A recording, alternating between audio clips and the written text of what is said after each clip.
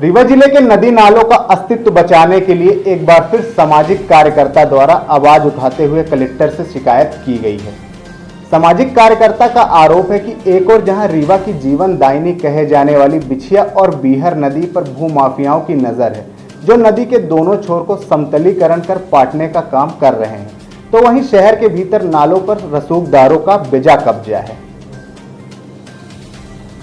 सामाजिक कार्यकर्ता ने न सिर्फ नदी और नालों की अस्तित्व को बचाने की मांग की है, बल्कि नदी और नालों पर किए गए अतिक्रमण को हटाकर रीवा को बाढ़ से बचाने की भी मांग की है। दरअसल उक्त मामले की शिकायत अधिवक्ता एवं सामाजिक कार्यकर्ता बीके माला द्वारा रीवा कलेक्टर से लिखित तौर पर की गई है। अधिवक्ता बीके माला ने कहा कि बीहर और बिछिया नदी के दोनों भागों में अनाधिकृत तरीके से अवैध प्लॉटिंग की गई है, जिससे नदी का अस्तित्व ही समाप्त हो रहा है। उन्होंने कहा कि नदी के दोनों पाटों को भागों में समतलीकरण करके भूमाफिया प्लॉटिंग कर रहे हैं, जिसके चलते नदी का भाग संकीर्ण और सकरा हो गया है, जिससे पानी की निकासी अवरुद्ध हो रही है और इससे बाढ़ की स्थिति निर्मित होती है।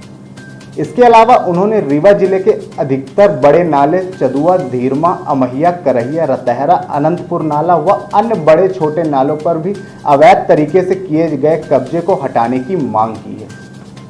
देखिए, रीवा शहर के जो जितने बड़े नाले हैं, जैसे आप धीरमा नाला को देख लीजिए, टिकुआ नाला को देख लीजिए, इन नालों पर तमाम ऐसे झिरिया नाला देख लीजिए, महिया नाला देख लीजिए, बड़ी पुल का नाला देख लीजिए, तमाम ऐसे बड़े नाले जिस पर अतिक्रमण कर लिया गया है। रीवा का बड़ा चर्चित धीरमा नाला है, जिसमें कई गांवों का पानी निकलता था, वहाँ पर अतिक्रमण कर लिया गया। गैस गोदाम को आप देखे होंगे, वहाँ पर कब्जा कर लिया गया है। इसी प्रकार इको पार्क को आप देखे होंगे, इको सिस्टम वहाँ तैयार होना चाहिए।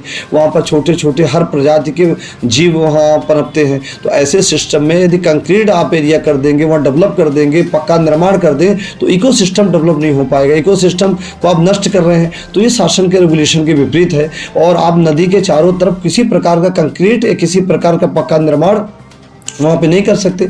इस शासन के रेगुलेशन के विपरीत है। और कैसे नगर निगम ने इसकी अनुमति दे दी, इसकी भी जांच होनी चाहिए।